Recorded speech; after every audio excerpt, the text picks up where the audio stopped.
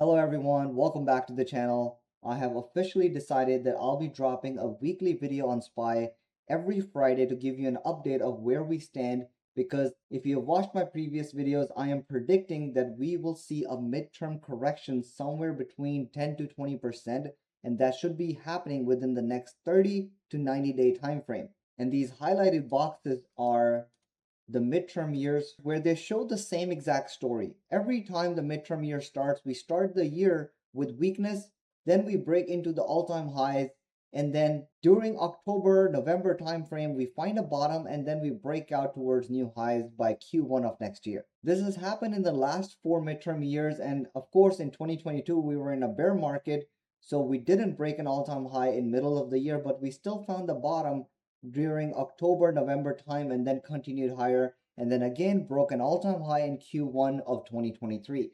So the point here is that we are predicting a similar type of correction here. And before we go any further, I do want to give a disclaimer that this doesn't mean that you sell your 401ks, Roth IRAs, and wait for that dip to happen. In fact, I would just say add more into your ETFs as we are headed into a dip.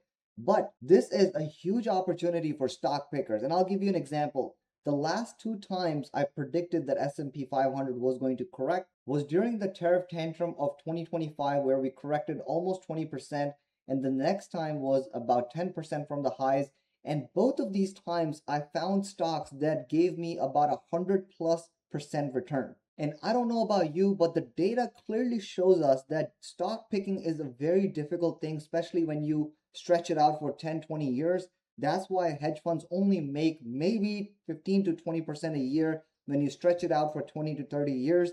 So if I am going to stock pick, if I'm going to pick a company that I think is fundamentally sound and it's at a good price, and I want to write it out and compound my gains, why would I not want to buy it when it's dirt cheap and it's going to a forced liquidation time, which only happens during SPY and QQQ corrections? So I'm not telling you to sell any of your holdings that you believe in the long run, but what I'm saying is that if you have cash sitting on the sideline, there is a huge opportunity coming up. Now, if we look at the chart here, you can see that we started the year with weakness, and then we are breaking all-time highs, and this is literally right on schedule. August, September timeframe is when SPY touches all-time highs, usually in midterm years, and then around early September or mid-September, we start crashing downwards, and then we finally find a bottom around October time. Now, I'm not saying this is exactly what's going to happen, but I do want you to be ready for it, because if this plays out again this time, we will see your favorite stocks that are doing pretty well right now see a correction, and it could even be just forced. And I created this channel specifically to help people stay away from FOMO, and this is as bad as it really gets, right? The market is breaking all-time highs, and you're wondering if I should go and invest on the cheap stock that I see right now, maybe Adobe or Nike or Pfizer or stuff like that, which is good quality, but and it's also cheap at the same time. But what I'm saying is that we can get cheaper prices in the coming months. The last time that we pulled back and got a 10% correction, I ended up taking this trade on Oscar.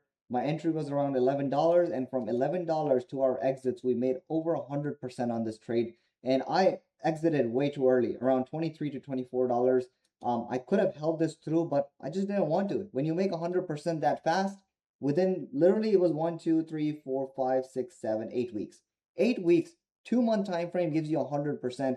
But the hardest part about that trade wasn't pulling the trigger. It was sitting on the sidelines and not touching the stock market for weeks and actually months. For so many months, I was just sitting on cash, hoping and waiting for an opportunity. And as the market was coming up from this correction of 2025, I remember selling the trades that I took in this correction, and from around July, August timeframe of 2025 till we saw this correction, which was March, April of 2026. There was good 6, 7 months where I had my entire portfolio in cash. Obviously, not my ETFs and whatnot, but my entire stock picking portfolio was in cash, and I was just sitting patiently waiting. And when the moment came, I was actually so happy to just pull the trigger and go all in and just go long on the stocks I really wanted to. And again, even though I took a few trades in the last month, especially Adobe that has been doing really well, and I'm really looking forward to sell everything in the next few days or few weeks and then wait for this looming correction. And if I don't get it, it is what it is. but at least if there's a pattern, there's a predictability, I am ready for it. Another thing that I'm watching very, very closely is the rate hikes, which actually was getting priced in about 60%, which was early this week. But today, after some data release, we have gone down on the rate hike prediction to about 43%. So we'll just have to see what happens in September. Now, what I'm also wondering is if we can get that rate hike aligned at the same time frame as September, which is middle of the September. I think FOMC is in on 15th or 16th. If we can get that rate hike that time, we will see uncertainty, we'll see volatility, and even before the FOMC, like a week or so before, we will start seeing some weakness in SPY. People will start to pull out, and they'll just, because there's a lot of uncertainty. Nobody knows what's going to happen. A lot of people want the rate hike to come in, and a lot of people do not want any rate hikes.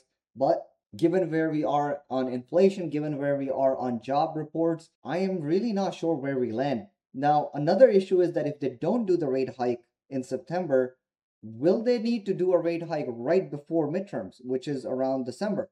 And I don't think that is a good idea. So Fed really has to sit down and, explore their options of what they want to do. So far, SPY is trading right above the 21 weekly moving average, which is the bull market support band that I follow. Usually market likes to bounce on this EMA on weekly chart and then continue higher. And time to time, we get these corrections where we stretch far out of it and then snap right back above it and then continue higher. So right now we are above this.